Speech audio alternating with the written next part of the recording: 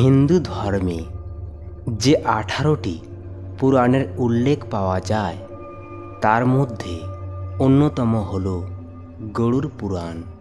সাধারণত মৃত্যুর পর এই পুরাণ পাঠ করা হয়। এখানে মৃত্যু, স্বর্গ ও নরক ভোগ এবং পরবর্তী প্রজন্মের উল্লেখ করা হয়েছে। কর্ম ও পাপের ভিত্তিতে পরবর্তী প্রজন্মে ব্যক্তি কোন রূপে জন্ম নেবে সে সবই জানানো হয়েছে এই পুরাণে শ্রাদ্ধ, তর্পণ, মুক্তির উপায় ইত্যাদির বিস্তৃত বিবরণ রয়েছে। গরুড় পুরাণ অনুসারে পরস্ত্রীর উপর নজর দিলে পরজন্মে কী রূপে জন্ম নেবেন। তো চলুন বন্ধুরা, এই ছোট্ট ভিডিওটির মধ্য দিয়ে বিস্তারিত জেনে নেওয়া যাক। এবং চ্যানেলে প্রথম হলে অবশ্যই চ্যানেলটি সাবস্ক্রাইব করুন। গরুড় পুরাণে বলা হয়েছে, যে ব্যক্তি বন্ধুকে প্রতারিত করে ঠকায় তারা পাহাড়ে বসবাসকারী শকুন হয়ে জন্মগ্রহণ করে পেট ভরানোর জন্য। তখন তারা মৃত প্রাণী ভক্ষণ করে। যে ব্যক্তি ধর্মের বিরোধিতা করে, ধর্ম পালন করে না, তারা কুকুর, গাধা বা উট রূপে জন্ম নেয়। আবার নারীর হত্যাকারী মনুষ্য পরবর্তী প্রজন্মে কুষ্ঠরোগী হয়ে জন্মায়। যে জাতকরা নিজের বন্ধুর স্ত্রীর উপর কুদৃষ্টি দেয় তারা গাধা রূপে জন্ম নেয়। আবার যারা অন্যের স্ত্রীর সঙ্গে সম্পর্ক গড়ে তোলে তারা ঘোর নরকে যায়।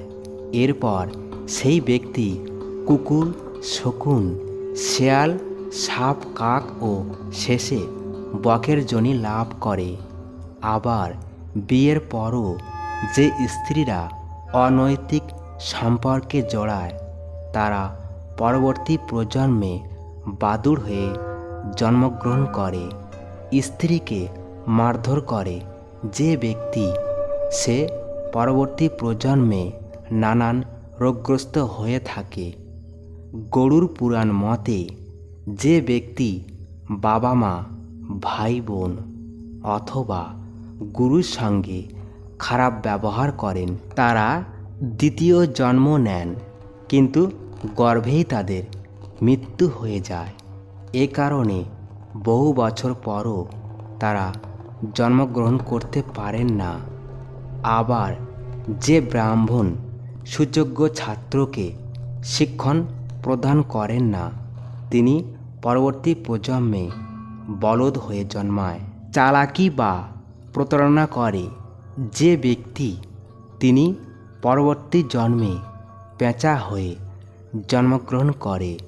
শ্বশুর শাশুড়িকে অপশব্দ বললে, সর্বদা কলহ করলে সেই স্ত্রী যোগ হয়ে জন্ম নেন।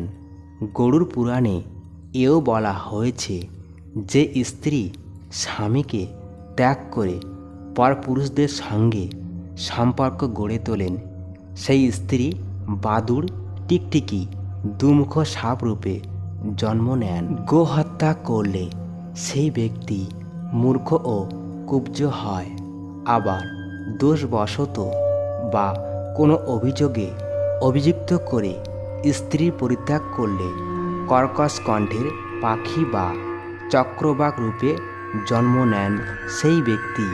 আবার যারা পরস্ত্রী গমন করেন এবং নংপুসক ও গুরুপত্নীর সঙ্গে ব্যভিচার করেন, জাতক চর্মরোগী হয়ে জন্মগ্রহণ করে। অন্যকে না দিয়ে মিষ্টি খায় যারা, তাদের পরের জন্মে গলগণ্ড হয়। আবার যারা শ্রাদ্ধে অপবিত্র অন্ন দেয় তাদের শ্বেতকুষ্ঠি হয়। যে ব্যক্তি সগৌরবে গুরুর অপমান করে তারা মৃগীর রোগী হয়ে জন্ম নেন।